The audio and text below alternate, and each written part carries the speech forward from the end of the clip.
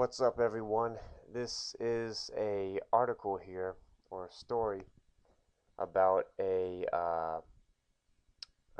TV station that doesn't exist anymore, but there used to be a TV station, small time TV show, TV station in Northern California called KFDY 50 or KFDY 50 News.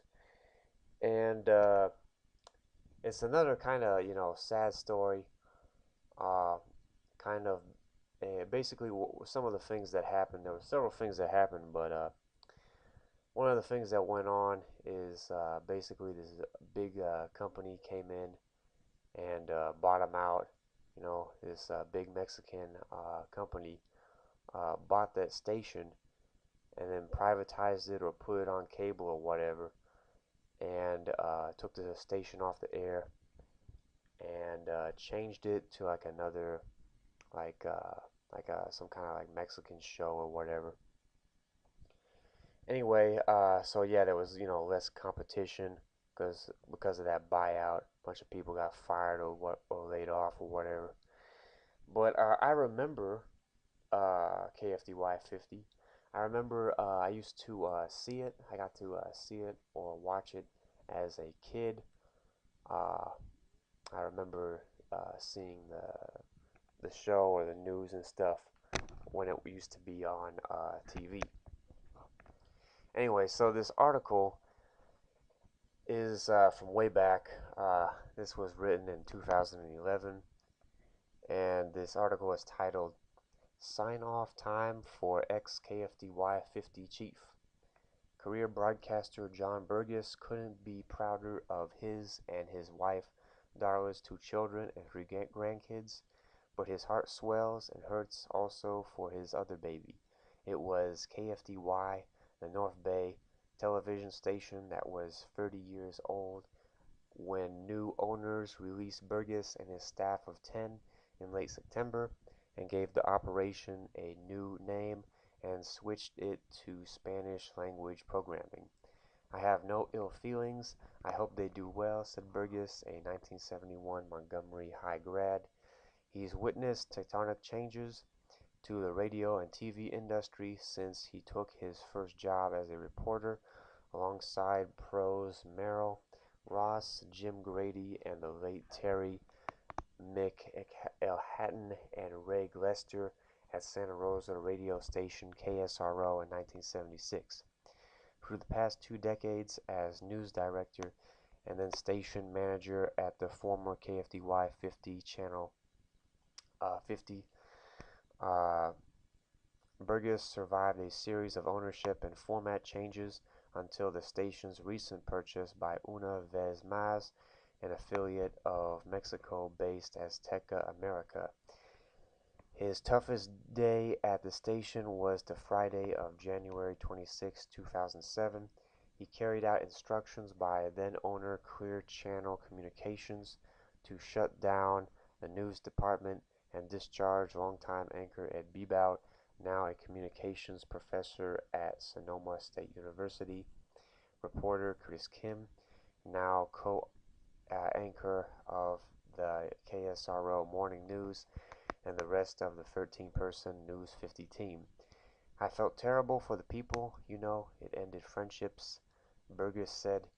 The elimination of the news operation by giant Clear Channel, which a short while later sold the pared-down station to High Plains Broadcasting of Kansas, for the most part put an end to KFDY's once proud role in Sonoma County civic affairs.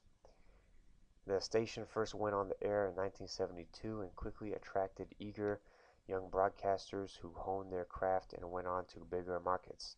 Among the Channel 50 pioneers were John Miller, now the longtime play-by-play voice of the San Francisco Giants, and Stan Atkinson, who would become one of the Sacramento area's best-known TV reporters and anchors.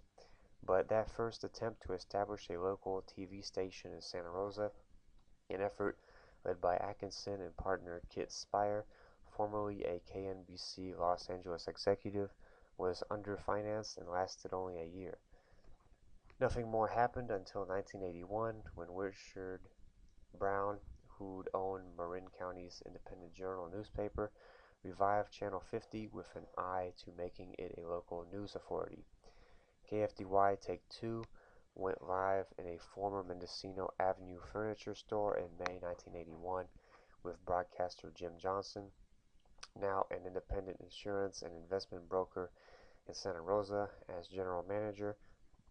Bob Sherwood, formerly of KGO-TV, was the station's first news director, and Rod Sherry, then a veteran KPIX anchor, was the weekend anchor. Through the 80s, the local news operation expanded and became a training ground for more future big-market broadcasters such as Bill Martin, the veteran KTVU meteorologist. News 50 adopted the slogan, "We do it twice every night," upon expanding its weeknight reports to 7:30 and 10:30 p.m. While KFDY grew and thrived as a source of local news and community programming, Burgess advanced in the radio news business. After reporting for KSRO for a few years in the late 1970s, Burgess moved to Washington State and worked as a radio reporter, anchor, and then mid-level manager in the Seattle market. In 1987, he came home to Santa Rosa and to KSRO, where he became news program director and helped general manager Frank McLaurin make the ambitious switch from music and news to a news talk format. As with Channel 50, KSRO grew and enjoyed good times in the 80s. Burgess helped McLaurin launch an expansive and exciting time at for KSRO. The still popular John Ash Steve Gardner food show began, and the news was reported by future large market journalists who included Larry Giarani and Tim Ryan, both now with KCBS. In 1990, big changes at KFDY presented Burgess the opportunity to switch from radio to television.